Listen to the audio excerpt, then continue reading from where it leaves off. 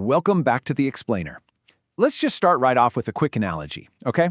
Imagine taking a massive, cutting-edge supercomputer, but you're forcing it to only run a basic pocket calculator app. Well, that's often exactly what it feels like for people trying to figure out how their own highly active intellect operates in everyday life. Today, we're exploring the structural design of a very specific, high-level intelligence, what we call the deep diver mind, and we're going to completely reframe how you view yourself, because we're not talking about someone with a glitch or a mental flaw. We're talking about someone operating on a highly sophisticated architectural blueprint. So, let's dive right into a feeling that I'm sure is incredibly relatable. Do you ever feel like your brain just has way too many tabs open? You know the exact feeling. Dozens of thoughts, new ideas, and completely different scenarios running simultaneously in your head. But here's the secret. Instead of being some disorganized, chaotic mess, all of those open tabs are actually connected to one massive, invisible mental project. Now, society loves to slap a label on this tangled mess and call it overthinking or just being a little too intense, right? But we are really pushing back on that today because what feels like total chaos to the outside world is actually a highly structured, perfectly designed architectural blueprint. It's literally a structural advantage, and fundamentally, it's just a completely different way of processing the world around you. So here is the literal blueprint we'll be deconstructing today. We'll look at the deep diver mind, thinking in layers, hunting for patterns, causal reasoning, why you should be managing energy instead of time, and finally, what we call the prophet's burden. All right, let's jump right into section 1, the deep diver mind, which is essentially the engine. So, this engine, it runs entirely on intrinsic curiosity. While most people out there are perfectly satisfied just figuring out the how and checking a box so they can move on, you are literally haunted by the why. You know exactly what I mean. You're the person falling down a massive Wikipedia rabbit hole at 3 a.m. because you simply cannot go to sleep until you understand the absolute source code of whatever problem you're looking at. And here's the thing, that obsessive focus isn't a lack of attention. It's actually a relentless drive for structural completion. You just have to solve the puzzle. Moving on to section 2, let's talk about thinking in layers, or what we call strategic simulations. You know when you're just staring off into space and people think you're daydreaming? Well, you weren't stuck in some chaotic anxiety loop. You are actually executing high-level strategic simulations. It's like you're playing mental chess 10 moves ahead. First, you're imagining every single possible outcome. Then, step 2, you mentally fix every potential flaw before it even has the chance to happen in the real world. And finally, step 3, you synthesize and simplify all of that down into a cohesive, logical framework. I really want to emphasize this. This is not a glitch in your system, and it is absolutely not analysis paralysis. It is a profound feature of analytical depth. You are actively building massive internal structures while everyone else around you just assumes you've zoned out. Okay, section 3, hunting for patterns. Let's look at how your brain hunts for connections. This brings us to a concept called predictive processing, which is basically your internal mental radar.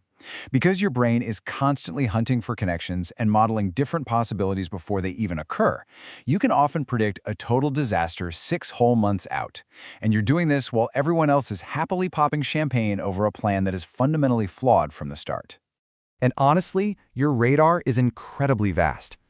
A deep diver can seamlessly link a massive, macro-level historical event or a sweeping work trend straight down to a micro-level shift. Something as small as a subtle change in your best friend's tone of voice. Your brain just naturally treats all of this seemingly random data as part of the exact same interconnected web. It's all connected for you. Which naturally brings us to section 4, causal reasoning. This is the absolute foundation of the whole framework. So, here's the deal. You don't just want an answer. You actually demand the root cause. You fundamentally refuse to take things at face value. When something happens, your automatic mental process kicks into high gear, and you aggressively start tracing the dominoes backward to figure out exactly why they fell in the first place. This foundation is exactly why your obsessive focus activates and simply won't let go until the mystery is completely structurally solved. All right, moving into section 5, and this is absolutely crucial. Managing energy, not time. This right here is where so many deep divers just hit a massive brick wall of frustration. You see, conventional time management tries to force you into these neat, standard little time blocks. But you literally cannot manage a deep diver mind by the clock. You have to manage it by your energy reserves. Running all of those complex background processes we just talked about, That requires an immense amount of mental fuel. Because of this, your daily rhythm is completely different from the norm. Look at this timeline. You might start your day with an hour of just absolute, pure, creative chaos.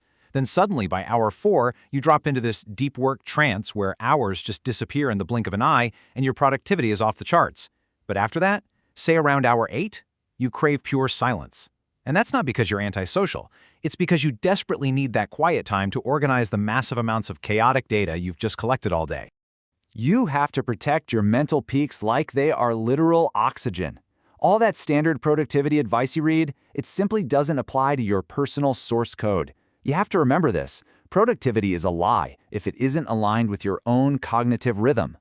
Finally, let's wrap up with Section 6. We call this the prophet's burden and the art of sounding normal. Let's be real. Because you see the world in such complex, predictive layers, interacting with the general public can be pretty tricky sometimes.